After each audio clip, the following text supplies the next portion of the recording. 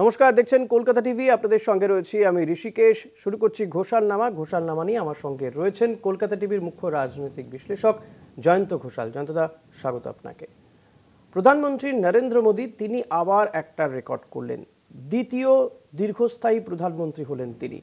তার সামনে এখন শুধুমাত্র জওহরলাল নেহেরু, প্রয়াত প্রাক্তন প্রধানমন্ত্রী জওহরলাল নেহেরু।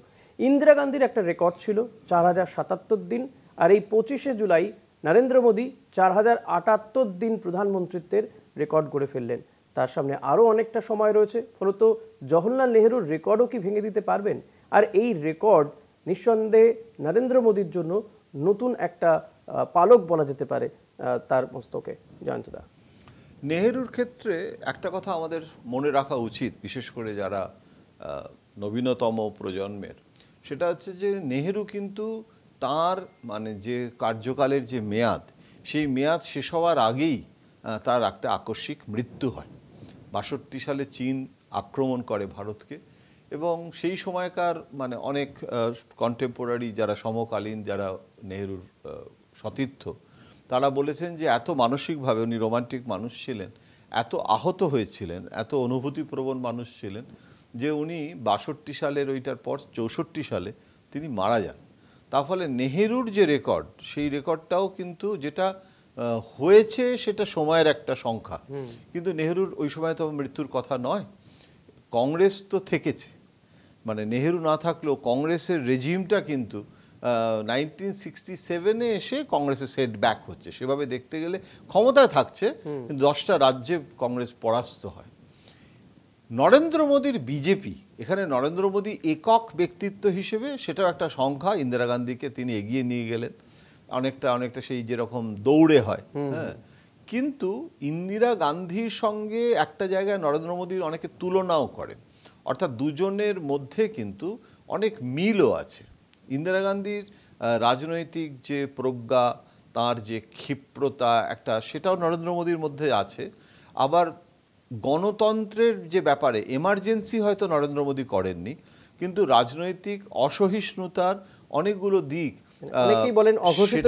সেটা কিন্তু ইন্দিরা এবং নরেন্দ্র মোদী দুজনের মধ্যেই কিন্তু আছে বলে অনেকে মনে করেন। আর ইন্দিরা গান্ধীর কাছে সংগঠনের থেকেও ইন্দিরা বড় হয়ে ওঠে। এখানে এখনো বিজেপি সংগঠন, আরএসএস এর বিশেষ করে একটা সাংগঠনিক নিয়ন্ত্রণ এখনো আছে। সম্পূর্ণ বলা যায় না যে মোদি নিয়ন্ত্রিত বিজেপি, কিন্তু Modi has become more important personality than BJP organisation. দলের সাংগঠনিক যে মূর্তি বা ছবি, তার থেকেও মোদির ছবিটা বড়। যে কারণে আমার এখনো মনে আছে, যখন নরেন্দ্র মোদীকে বাছা হলো যে 2014-র মুখ হিসেবে, তখন তো আরো অনেকে ছিল। সুষমা স্বরাজ ছিল, রাজনাথ সিং ছিল, অরুণ জেটলি ছিল, অনন্ত কুমার ছিল, অনেকে ছিল। কিন্তু অরুণ জেটলি ছাড়া সবাই কিন্তু চেয়েছিল প্রধানমন্ত্রী হতে। একমাত্র অরুণ জেটলি, উনি বুঝতে পেরেছিলেন যে উনি অনেক আরবান এলিট ফেস, মোদীকেই সাপোর্ট করলেন। কিন্তু এই যে এতগুলো চরিত্রের মধ্যে নরেন্দ্র মোদীর একম এবং অদ্বিতীয়ম হয়ে ওঠা, সেটা তো একটা নরেন্দ্র মোদীর নিজের ইউএসপি ছিল। এবং সেই ইউএসপিটা কিন্তু আজকে যে এই যে উনি ক্রস করলেন, ওনার যে সময় সীমাটাকে, যে মেয়াদটাকে ইন্দিরা গান্ধীকে ক্রস করলেন, সেটা কিন্তু বিজেপির সংগঠন যেরকম একটা বড় জিনিস, মোদির নিজের পার্সোনাল ব্র্যান্ড ইকুইটিও খুব ইম্পর্টেন্ট। একটা বই লেখা হয়েছে খুব ভালো মোদিকে নিয়ে, সেখানে বলা হয়েছে যে বিজেপি যেরকম মোদিকে বাড়িয়েছে, মোদিত্বকে, হিন্দুত্ব প্লাস মোদিত্ব, সেখানে মোদিত্ব একটা নতুন কনসেপ্ট হয়েছে, এবং সেটা বিজেপির প্রেক্ষাপটেই তো মোদিত্ব।